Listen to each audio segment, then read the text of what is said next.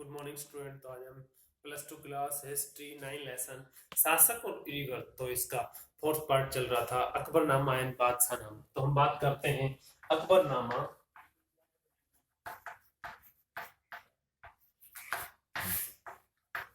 और बादशाहनामा।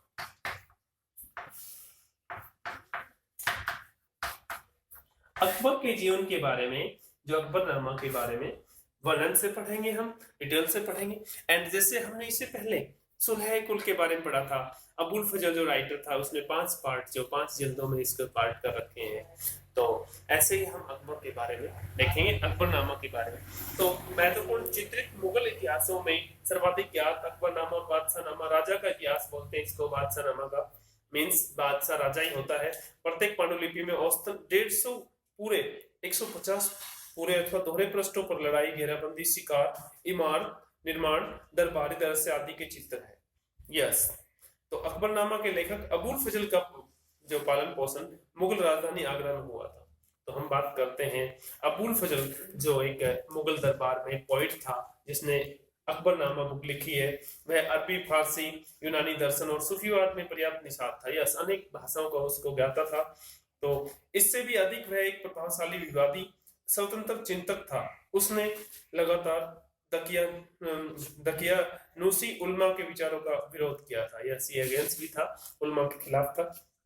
इन गुणों से अकबर बहुत प्रभावित हुआ। उसने अबुल फजल को अपने सलाहकार और अपनी नीतियों के प्रवक्ता के रूप में बहुत उपयुक्त पाया। बादशाह का एक मुख्य उद्देश्य राज्य को धार्मिक रूढ़िवादियों के नियंत्रण से मुक्त करना था।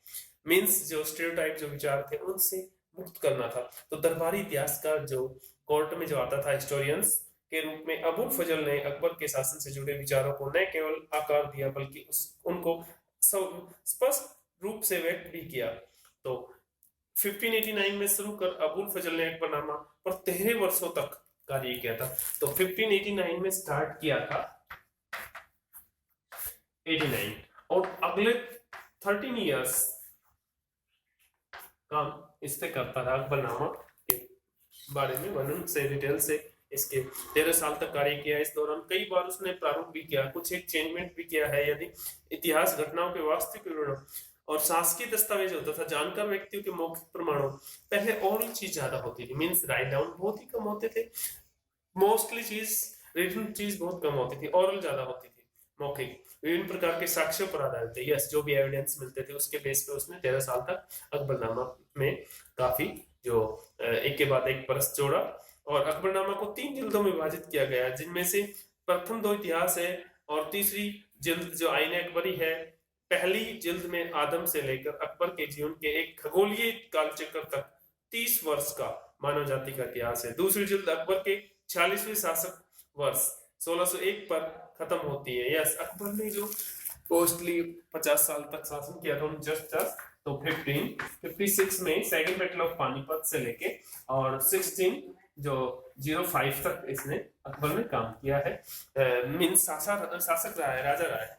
तो हम बात करते हैं 46वें शासक वर्ष जो 1601 पर खत्म होती है। अगले ही वर्ष अबुल फजल राजकुमार सलीम द्वारा तैयार किए गए षड्यंत्र का शिकार हो गया और सलीम के सहाप्रादी वीर सिंह बुंदेला द्वारा उसकी हत्या कर दी गई, अबुल फजल की। अकबरनामा का लेखन राजनीतिक रूप से महत्वपूर्ण घटनाओं के समय के साथ विवरण देने के पारंपरिक ऐतिहासिक दृष्टिकोण से किया गया है। इसके साथ ही तिथियों और समय के साथ होने वाले बदलावों के उल्लेख के बिना ही अकबर के साम्राज्य के भौगोलिक, सामाजिक और प्रशासनिक, सांस्कृतिक सभी पक्षों का विवरण प्रस्तुत करने के अभिनव तरीके से भी इसका लेखन हुआ। आईने अकबरी में मुगल साम्राज्य को हिंदुओं, जैनों, बौद्धों, मुसलमानों की भिन्न भिन्न आबादी वाले एक मिश्रित संस्कृति वाले साम्राज्य के रूप में प्रस्तुत किया गया है। तो अबुल फजल की भाषा बहुत अलंकृत थी, बहुत ही मतलब सरल, भावपूर्ण, बहुत ही अच्छी लैंग्वेज थी, जो कि इस भाषा के पाठों को ऊंची आवाज में पढ़ा जाता था और इस भाषा में लय तथा कथन शैली को बहुत महत्व दिया जाता है। यस, सुर जो होते हैं उसको उतार चढ़ाव, रिदम, लय और ताल के साथ पढ़ा जाता था और इस भारतीय फारसी शैली को दरबार में संरक्षण मिला। यस, जो राजा का दरबार था, पॉइंट जो कोर्ट था, उसमें इसको बहुत ही संरक्षण मिला। एंड अबुल फजल का एक शिष्य अब्दुल हमीद लाहौरी बादशाहनामा के लेखक के रूप में जाना जाता है। यस, अबुल फजल की जैसे डेथ होगी, तो उसके बाद जो बादशाहनामा है, तो इसका एक जो शिष्य था अहमद लाहौरी, तो उसने अब्दुल हमीद लाहौरी ने बादशाहनामा बुक लिखी है। इसकी योग्यताओं के बारे में सुनकर बादशाह शाहजहां ने उसे अकबरनामा के नमूने पर अपने शासन का इतिहास लिखने के लिए नियुक्त किया था।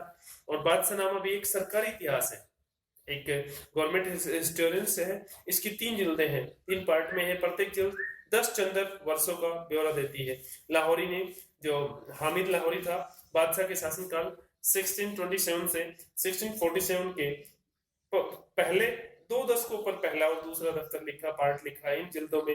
बाद में शारजाह के वजीर सुल्तान खां ने सुधार किया। बुढ़ापे की आवश्यकताओं की वजह से लाहौरी 30वें दशक के बारे में न लिख सका, और जिसे बाद में इतिहासकार वारिस ने लिखा, जो इसके शिष्य थे हामिद लाहौरी के। तो औपनिवेशिक काल के दौरान अंग्रेज शासकों ने अपने साम्राज्य के लोगों और संस्कृतियों को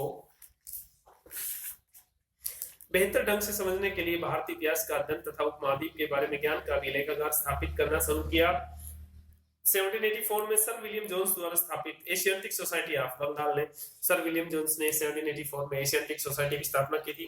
कई भारतीय जो पांडुलिपियों के संपादन, प्रकाशक और अनुवाद का जिम्मा अपने ऊपर ले लिया था। तो अकबरनामा और बादशाहनामा के संपादित पठान्तर सबसे पहले एशियाटिक सोसाइटी द्वारा 19वीं शताब्दी में प्रकाशित किया गया। वर्षों की कड़ी मेहनत के बाद 20वीं शताब्दी के आरंभ में हेनरी वेवरेज द्वारा अकबरनामा का अंग्रेजी अनुवाद किया गया। बादशाहनामा के केवल कुछ ही अंशों का अभी तक अंग्रेजी में अनुवाद हुआ है। बादशाहनामा का जो ट्रांसलेट है उसका इंग्लिश में हो चुका है, लेकिन इसका मूल पाठ अपने संपूर्ण रूप में आज भी अनुवाद किए जाने की प्रतीक्षा में। तो थैंक यू आज के टॉपिक में।